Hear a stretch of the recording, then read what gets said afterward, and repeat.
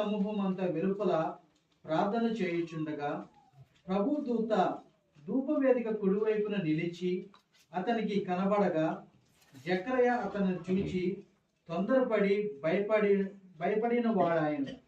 అప్పుడు దూత అతనితో, జకర్యా, భయపడకుము, నీ ప్రార్థన వినబడినది.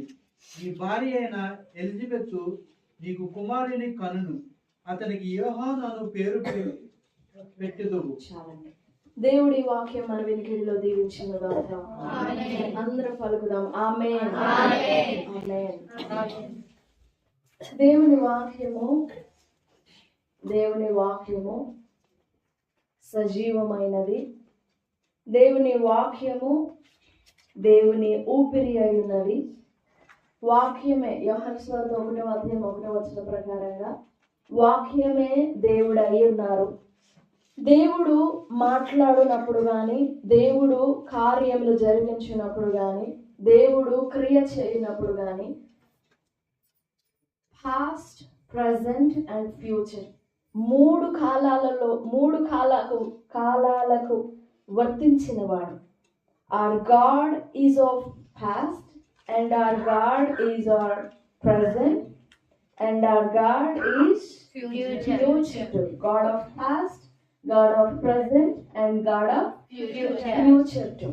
దేవుడు మాట్లాడినప్పుడు కానీ గమనించండి, దేవుడు మాట్లాడినప్పుడు కానీ, దేవుడు క్రియ చేయనప్పుడు కానీ, దేవుడు మనలను తాకునప్పుడు కానీ, దేవుడు మనలను స్వస్థపరచినప్పుడు కానీ, దేవుడు మన కొరకు ఏమైనా మేలు చేయనప్పుడు కానీ, దేవుడు మన కొరకు ఏమైనా కార్యం చేయాలన్నా, He works in 3 times.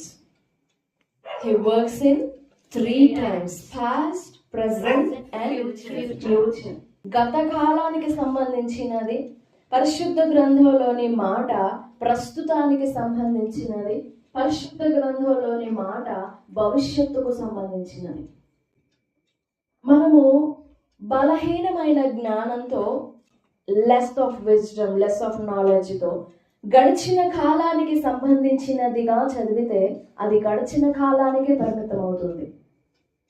And with the same less of knowledge, if we read the word according to the present, we'll see the present only. ప్రస్తుతానికి సంబంధించిన మాట మాత్రమే గమనించగలము, ప్రస్తుతపు మాట మాత్రమే అర్థమవుతుంది. But if we see and read and understand the word with the future, the Spirit of God is of all times, on all generations. Generations to the generations to the generations. దేవుని ఆత్మ సహాయముతో మనము భవిష్యత్ కాలానికి సంబంధించిన విశ్వాస వాక్కును చదివినప్పుడు will see the future things to.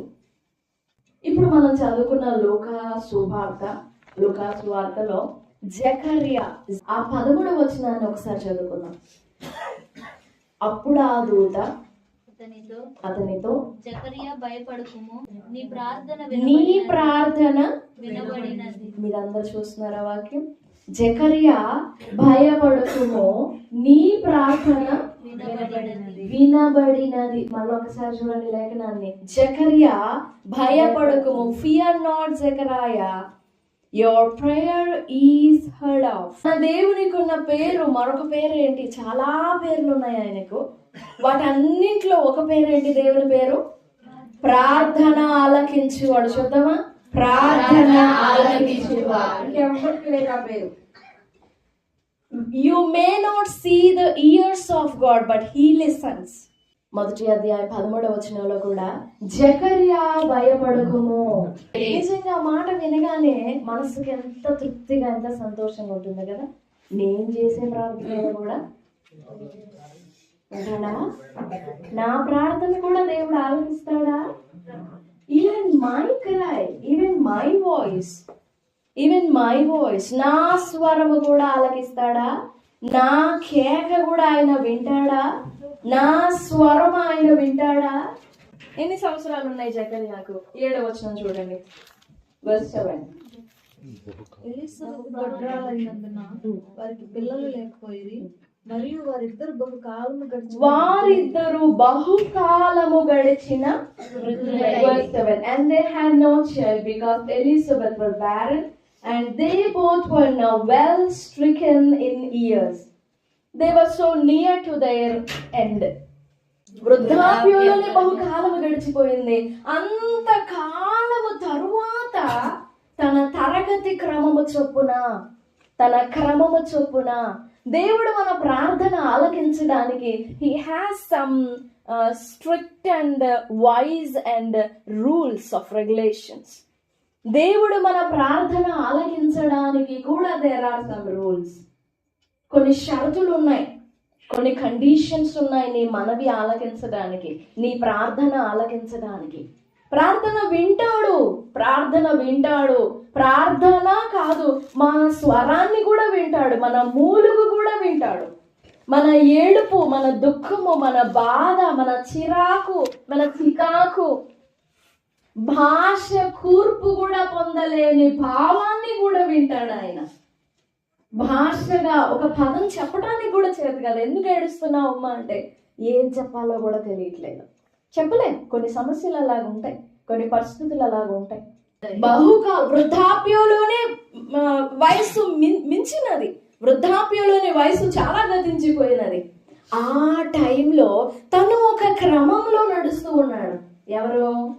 జకర్యా. తన తరగతి 8వ వచనం చదవండి. తన తరగతిలో ఓ క్రమము చొప్పున, ఆ తరగతి క్రమము చొప్పున దేవుని ఎదుట, చూడండి, క్రమము చొప్పున దేవుని ఎదుట యాజక ధర్మం జరిగిస్తుండగా ఇప్పుడు 11వ వచనం చదవండి. అప్పుడు ఆ దూత వచ్చేసి జకర్యా భయపడద్దు, నీ ప్రార్థన వినబడినది. ఇప్పుడు ఆలోచన చేద్దాం, జకర్యా ప్రార్థన ఏం విన్నాడు దేవుడు? What is the prayer of Zechariah? జకర్యాకు అక్కర అయినవి, జకర్యాకు అవసరమైనవి ఏంటి అంటే 6వ వచనం చూడండి. Verse 6. And they were both righteous before God, walking in all the commandments and ordinances of the Lord, blameless. Telugu, ప్రభు యొక్క సకలమైన ఆజ్ఞల, ఎన్ని ఆజ్ఞలు? సకలమైన ఆజ్ఞల చొప్పున, న్యాయ విధుల చొప్పున ఎలా నడిచారు?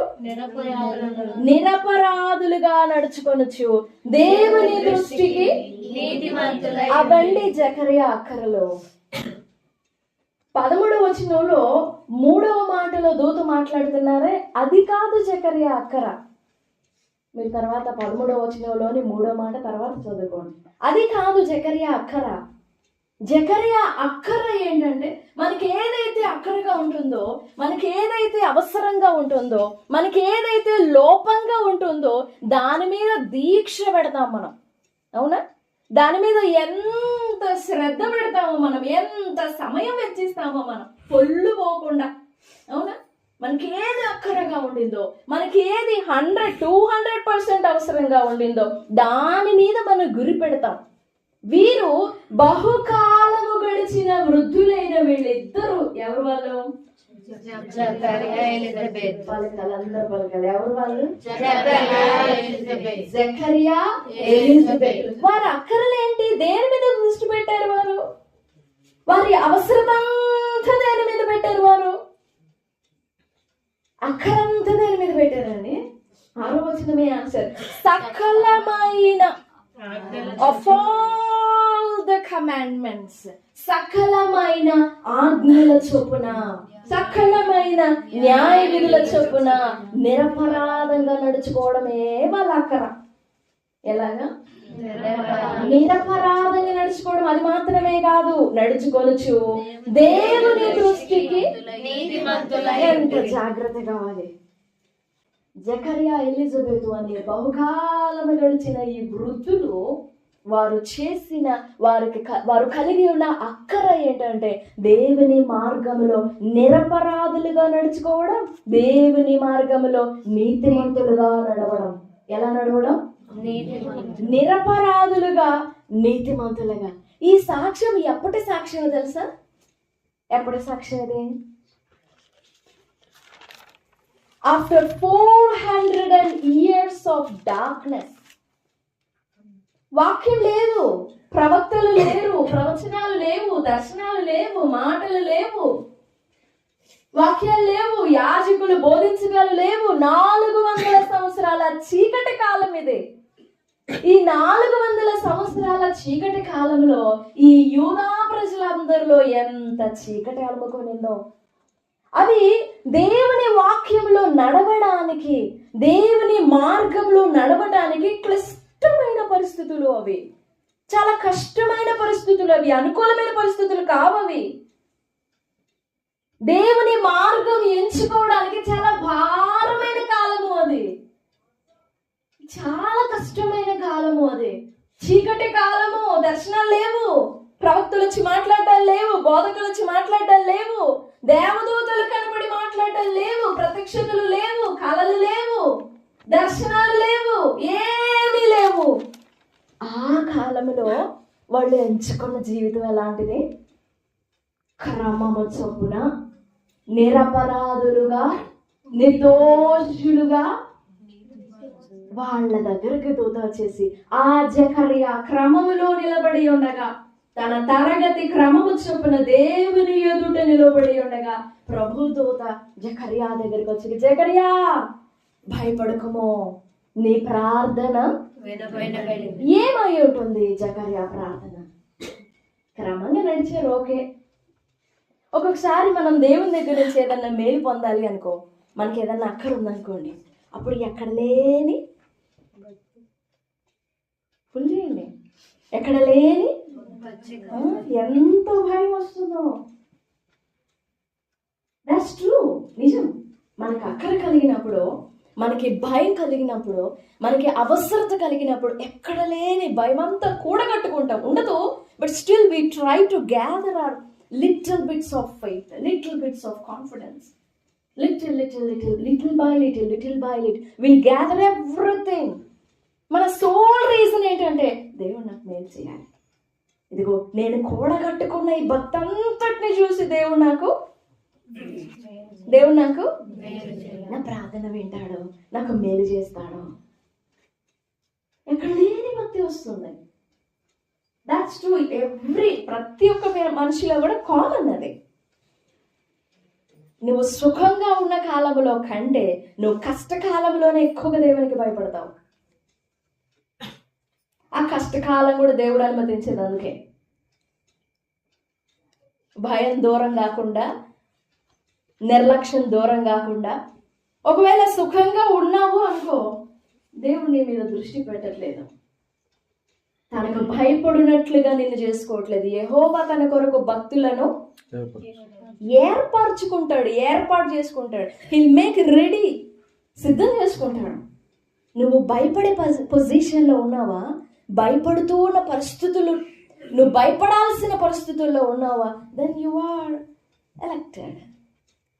సెలెక్టెడ్. ఏర్పరచుకున్నాడు. భయపడినట్లు కూడా ఏర్పరచుకుంటాడండి దేవుడు. తనకు భయపడినట్లుగా, తనను ప్రేమించినట్లుగా కూడా చేసుకుంటాడు ఆయన. సరే, ఈ పరిస్థితులన్నిటిలో కూడా జకర్యాతో దూత మాట్లాడిన మాట, నీ ప్రార్థన వినబడినది. What is that prayer? ఆ ప్రార్థన ఏంటి చెప్పండి? ఏమై ఉంటుంది ప్రార్థన? బహుకాలము గడిచిపోయింది, ఆమె వృద్ధాప్యంలోకి వెళ్ళిపోయింది. స్త్రీ ధర్మం నిలిచిపోయి చాలా ముదిమి వయసులోనికి వచ్చేసారు, చాలా వృద్ధాప్యంలోనికి వచ్చేసారు. అప్పుడు ఆయన అంటున్నాడు, అప్పటి వరకు వెయిట్ చేసిన ఆన్సర్ అది. ఎప్పుడు పడితే అప్పుడు మాట్లాడేది కాదు అది. దేవుని సమాధానానికి కూడా ఒక టైం ఉంటుంది, దేవుని జవాబుకు కూడా ఒక టైం ఉంటుంది. ఎవ్రీథింగ్, ప్రతి దానికి సమయము కలదు. For everything has time. Every season to cry. నవ్వటానికి కూడా టైం ఉంటుందండి, హత్తుకోవడానికి టైం ఉంటుంది, హత్తుకొనుట ఆపడానికి టైం ఉంటుంది, కూర్చోవడానికి టైం ఉంటుంది, త్వరపడి పరిగెత్తడానికి టైం ఉంటుంది, నవ్వటానికి, ఏడవడానికి టైం ఉంటుంది, దుఃఖించుట ఆపడానికి, ఎవ్రీథింగ్, ప్రతిదానికి కూడా ఒక టైం ఉంటుంది. అలాగే దేవుడు నీ ప్రార్థన ఆలకించడానికి కూడా there's a time. ముందు ఒకవేళ జవాబు ఇచ్చాడు అనుకో, అది నీకు మేలుకరంగా ఉండదు.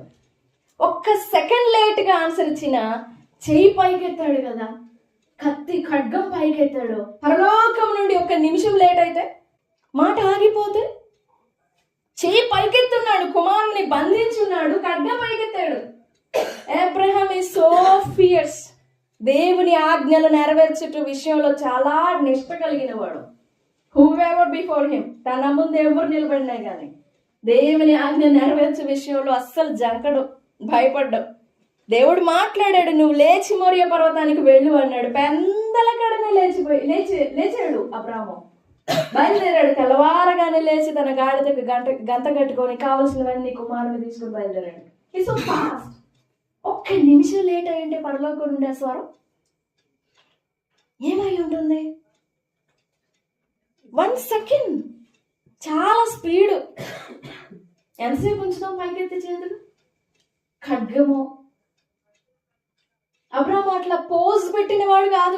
హెబ్రీ పత్రిక 11వ అధ్యాయంలో ఉంది, విశ్వాసమును బట్టి ఇస్సాకును బలి అర్పించెను. ఒక్క మాట, ఒక సమయం, ఒక క్షణం, ఒక నిమిషం ఆలస్యం అయిపోతే ఎంత దారుణమైన పరిస్థితులు జరుగుతాయో. అందుకే దేవుడు ఎప్పుడు కూడా ఆలస్యం చేయడం. His time is right. కాలం గడిచిపోతుంది, సంవత్సరాలు గడిచిపోతున్నాయి. దేవుని టైం రైట్.